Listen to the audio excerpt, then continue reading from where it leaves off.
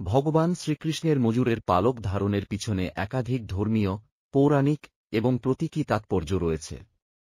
এই গল্প এবং এর অর্থ বিভিন্ন পুরাণ, ধর্মগ্রন্থ এবং লোককথায় বিস্তৃতভাবে বর্ণিত হয়েছে।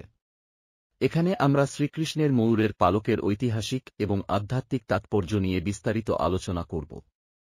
কিন্তু তার আগে আপনাদের সাথে একটি ছোট্ট গল্প শেয়ার করি। কেন ভগবান শ্রীকৃষ্ণ তার মস্তকে ময়ূরের পালক ধারণ করেন? এর পিছনের কাহিনীটি ক্রেতা যুগের সাথে জড়িত। লোকমান্যতা অনুসারে শ্রীরামচন্দ্র ও মাতা সীতার বনবাসে থাকাকালীন মাতা সীতার খুবই পিপাসা পায়। রামচন্দ্র দূর দূরান্ত পর্যন্ত জলের সন্ধান করতে পারেননি, কারণ চারিদিকে শুধু জঙ্গল আর জঙ্গল ছিল। তখন শ্রী রামচন্দ্র প্রকৃতি মাতার শরণাপন্ন হন আর প্রার্থনা করেন, হে দেবী, আশেপাশে যেখানে জল আছে মার্গ দর্শন করুন। এরপর সেখানে একটি ময়ূর এসে উপস্থিত হয়। ময়ূরটি শ্রী রামচন্দ্রকে বলে, জল পাশেই আছে, কিন্তু আপনি পথভ্রষ্ট হতে পারেন। আপনি আমাকে লক্ষ্য করে আসুন। পথে আমি আমার একটি একটি করে পালক ফেলতে ফেলতে যাব। বলা হয় ময়ূরের পালক একটি বিশেষ ঋতুতেই পড়ে, কিন্তু ময়ূর যদি জোর করে তার পালক অন্য ঋতুতে ঝরে ফেলে তাহলে তার মৃত্যু হয়ে যায়। রামচন্দ্রকে জলাশয় পর্যন্ত রাস্তা দেখানোর পর ময়ূরটি মারা যায়।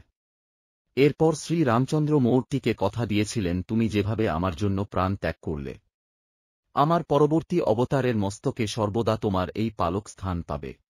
ময়ূরের পালকের আদি কাহিনী। পৌরাণিক কাহিনী অনুসারে ময়ূরের পালকের সঙ্গে শ্রীকৃষ্ণের সম্পর্ক শুরু হয় তাঁর শৈশবেই। ব্রজভূমিতে গোকুল ও বৃন্দাবনে শ্রীকৃষ্ণের বাল্যকাল অতিবাহিত হয়। তখন তিনি বিভিন্ন লীলা, যেমন মাখন চুরি, গোচারণ এবং কালীয় দমন লীলায় অংশগ্রহণ করতেন। এসব লীলার মধ্যে একটি বিশেষ ঘটনা হল ময়ূরের নৃত্য। ময়ূরের নৃত্যের প্রসঙ্গ। একদিন বৃন্দাবনের বনে গোপীগণ এবং গোপ বালকদের সঙ্গে শ্রীকৃষ্ণ রাসলীলায় নিমগ্ন ছিলেন। বনের ময়ূরগণ তাদের মনোমুগ্ধকর নৃত্যের মাধ্যমে শ্রীকৃষ্ণকে আনন্দিত করতে শুরু করল। ময়ূরের নৃত্য দেখে কৃষ্ণ এতটাই মোহিত হয়ে পড়েন যে তাদের প্রতি তাঁর অপার কৃপা বর্ষিত হয়। কাহিনী অনুসারে ময়ূররা তাদের সম্মান প্রদর্শনের জন্য শ্রীকৃষ্ণের পদধূলি গ্রহণ করতে চায়। ময়ূরগণ তাদের সেরা পালকটি তুলে শ্রীকৃষ্ণের হাতে অর্পণ করে। কৃষ্ণ সেই পালক গ্রহণ করে নিজের মুকুটে স্থান দেন। তখন থেকে ময়ূরের পালক শ্রীকৃষ্ণের একটি চিহ্ন হয়ে ওঠে। এটি শ্রীকৃষ্ণের মাথায় শোভা পায়, যা তার ঐশ্বরিক ও মধুর ব্যক্তিত্বকে আরও উজ্জ্বল করে তোলে। ময়ূরের পালকের প্রতীকী অর্থ এক, প্রকৃতি ও ঐক্যবোধের প্রতীক। ময়ূরের পালককে প্রকৃতির সৌন্দর্য এবং জীবনের একাত্মতার প্রতীক হিসেবে ধরা হয়। শ্রীকৃষ্ণের লীলাগুলি প্রকৃতির সঙ্গে ঘনিষ্ঠভাবে জড়িত, যেমন বৃন্দাবনের বনে গরু চড়ানো, নদী যমুনার তীরে বাঁশি বাজানো। ময়ূরের পালক সেই প্রকৃতির সৌন্দর্যকে শ্রীকৃষ্ণের ব্যক্তিত্বের সঙ্গে মেলায়। 2. বিনম্রতা ও প্রেমের প্রতীক। ময়ূর তার সুন্দর পালকের জন্য প্রসিদ্ধ। এটি আভিজাত্যের প্রতীক হলেও ময়ূর শ্রীকৃষ্ণের কাছে তা বিনম্রভাবে উৎসর্গ করে। পাল্লকটি মাথায় ধারণ করে শ্রীকৃষ্ণ দেখিয়েছেন যে ঐশ্বরিক প্রেমে শ্রেষ্ঠত্বের স্থান নয়, বিনম্রতা এবং নিষ্ঠাই মূল বিষয়। 3. মায়া ও মোক্ষের মধ্যে সেতু। ময়ূরের পালকের রঙিন বৃত্তাকার দাগগুলিকে মায়া, ভৌতিক জগৎ ও মোক্ষ, মুক্তি এর প্রতীক বলা হয়। শ্রীকৃষ্ণ, যিনি পরমাত্মার রূপ, সেই মায়া এবং মোক্ষের মধ্যবর্তী সেতু হিসেবে কাজ করেন। ময়ূরের পালক ধারণ করে তিনি এই দার্শনিক ধারণাটি তুলে ধরেছেন। 4. সমগ্র জগতের ভারসাম্য।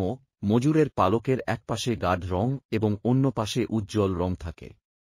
এটি জগতের দুই বিপরীত দিক, যেমন সুখ ও দুঃখ, আলো ও অন্ধকারের ভারসাম্যকে প্রতীকীভাবে তুলে ধরে। শ্রীকৃষ্ণ এই ভারসাম্য বজায় রাখার মূর্ত প্রতীক। কালীয় দমন এবং ময়ূরের পালক। শ্রীকৃষ্ণের কালীয় দমন লীলার সঙ্গে ময়ূরের পালকের একটি গভীর সম্পর্ক রয়েছে। কাহিনী অনুযায়ী যমুনা নদীতে এক বিষধর নাগ, কালীয়, বাস করত। তার বিষে নদীর জল দূষিত হয়ে গিয়েছিল। একদিন শ্রীকৃষ্ণ সেই নাগকে দমন করার জন্য যমুনার জলে ঝাঁপিয়ে পড়েন।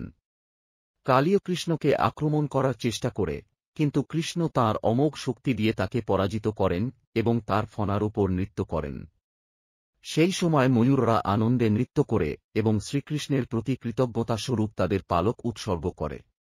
এই লীলা শ্রীকৃষ্ণের দয়ালু ও ক্ষমাশীল স্বভাবের প্রতীক। কালিয়ের মতো একটি ভয়ঙ্কর সত্তাকেও তিনি মুক্তি প্রদান করেন এবং তাকে যমুনা ত্যাগ করে শান্তিপূর্ণ জীবনের পথ দেখান। ময়ূরের পালক সেই দয়ালু এবং ন্যায়পরায়ণ স্বভাবের প্রতীক। গীতার শিক্ষা এবং ময়ূরের পালক। শ্রীমদ্ভগবদ্গীতা হল শ্রীকৃষ্ণের মুখনিসৃত শিক্ষা, যেখানে তিনি অর্জুনকে ধর্ম, কর্ম এবং মোক্ষ সম্পর্কে শিক্ষা দেন। ময়ূরের পালক এখানে কৌরব এবং পাণ্ডবদের মধ্যকার যুদ্ধে কৃষ্ণের নিরপেক্ষ অবস্থানের প্রতীক। তিনি কারও পক্ষে সরাসরি অংশ নেননি, বরং সত্যের পক্ষে থেকে সবার জন্য সমান শিক্ষার বার্তা দিয়েছেন। ময়ূরের পালক সেই নিরপেক্ষতা এবং সমতাকে প্রতীকীভাবে চিত্রিত করে। ভিডিওটি কেমন লাগলো অবশ্যই কমেন্ট করে জানাবেন। আর চ্যানেলে নতুন হয়ে থাকলে অবশ্যই সাবস্ক্রাইব করে পাশে থাকা বেল আইকনটি প্রেস করে অল করে দিন। সকলেই ভালো থাকবেন, সুস্থ থাকবেন। ধন্যবাদ।